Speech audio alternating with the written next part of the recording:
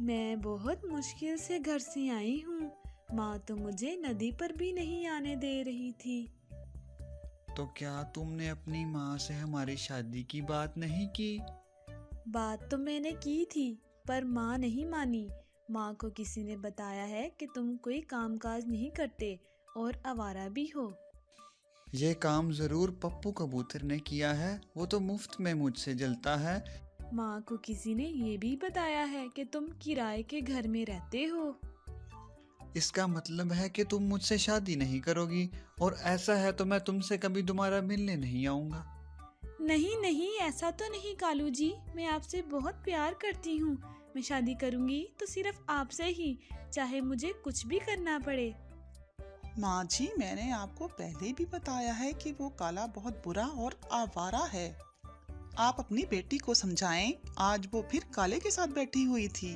मैंने इसे बहुत समझाया है, मगर वो मेरी बात सुनती ही नहीं। ना जाने इस काले कौवे ने क्या जादू कर दिया है मेरी बेटी पर। कालू जी, अब मुझे जाना होगा। मेरी माँ घर में मेरा इंतजार कर रही होगी। फिर गोरी कवि ये कहकर चली जाती है। तुम कहाँ से आई हो? माँ, मैं झूठ नहीं बोलूंगी। मैं काले कौवे से मिलने गई थी।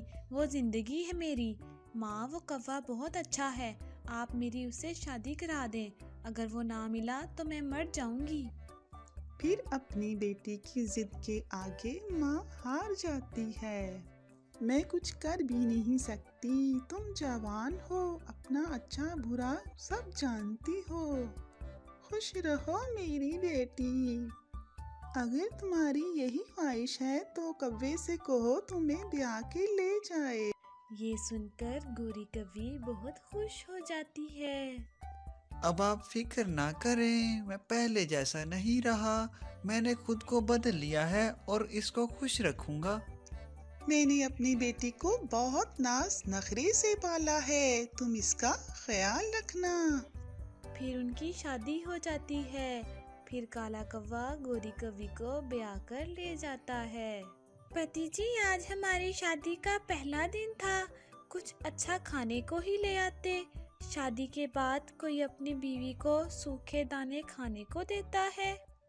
जो है वही मिलेगा। मैंने कौन सा मीठे फल खाए हैं। अगर तुम्हारी माँ तुमसे इतना ही प्यार करती थी तो तुम्हें 2-4 दिन का खाना साथ दे देती। अरे ये क्या, आपके घर की तो खिड़की भी टूटी हुई है। तो चुप कर जा, मुझे पता है। आज पहले ही दिन गोरी कव्वे का रवैया बदला बदला लगता है। उसने सोचा शायद उसका वहम है। ऐसे ही कुछ दिन गुजर जाते हैं। एक दिन दोनों नदी पर बैठे थे।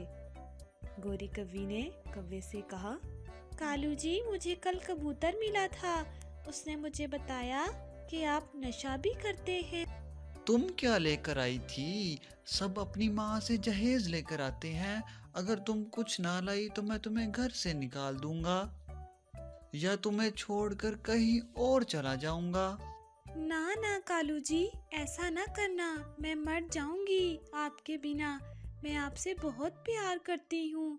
जो बातें कबूतर ने बताई वो तो मुझे शादी से पहले ही पता थी, मगर मैंने फिर भी आपसे शादी की।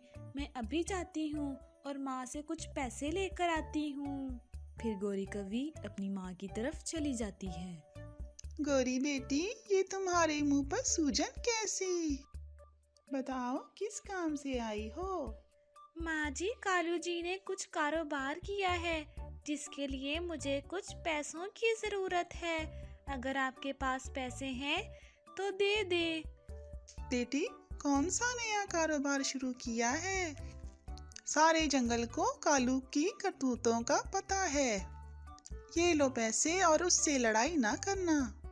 मुझे पता है तुम्हें उसने मारा है, तुम्हें कोई मच्छर नहीं काटा। फिर गोरी कहती है, मैं खुश हूँ, मैं अपने घर में बहुत खुश हूँ। फिर गोरी कुछ पैसे लेकर वापस चली जाती है। शाबाश, अच्छी बीवियां ऐसे ही कहना मानती हैं। मैं शाम को देर से घर आऊंगा, मुझे दूसरे गांव कुछ काम है। फिर कालू पैसे लेकर चला जाता है। वो उल्लुओं के पास जाता है क्योंकि उसने उल्लुओं से नशा जो लेना था। गोरी सारी रात इंतजार करती है मगर कालू वापस नहीं आता। कई बार तो गोरी को भूखे पेट ही सोना पड़ता। वो ये सब कुछ बर्दाश्त कर रही थी क्योंकि उसने पसंद की शादी जो की थी, उसको ये सब सहना पड़ रहा था। एक दिन वो घर के बाहर बैठी होती है कि कालू कौवे की उसको आवाज सुनाई देती है। कहाँ हो गोरी, कहाँ हो गोरी, जल्दी आओ मेरी बात सुनो। गोरी कौवे के पास जाती है।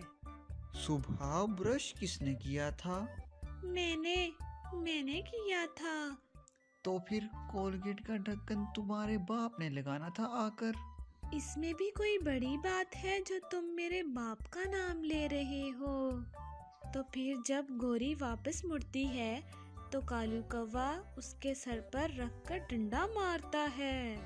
इससे वो गिर जाती है। मेरी माँ मुझे बचा ले, मेरे सर पर बहुत दर्द हो रहा है। कालू घर से बाहर चला जाता है। आज गोरी को पता चल गया कि उसने उससे शादी कर बहुत बड़ी गलती की है। वो बड़ी मुश्किल से उड़कर अपनी माँ के घर जाती है। मेरी बेटी को क्या हुआ? तुम्हारे सर से खून बह रहा है। फिर गोरी कौवी खामोश हो जाती है। बस अब बहुत हो गया, अब मैं तुम्हें नहीं जाने दूंगी उस कौवे के पास। फिर गोरी कौवी अपनी माँ के गले लगकर जोर जोर से रोने लग जाती है। वो बहुत पछता रही थी कि उसने अपनी माँ की बात क्यों नहीं मानी, लेकिन अब पछताने का कोई फायदा नहीं था क्योंकि गुजरा हुआ वक्त लौटकर वापस नहीं आएगा।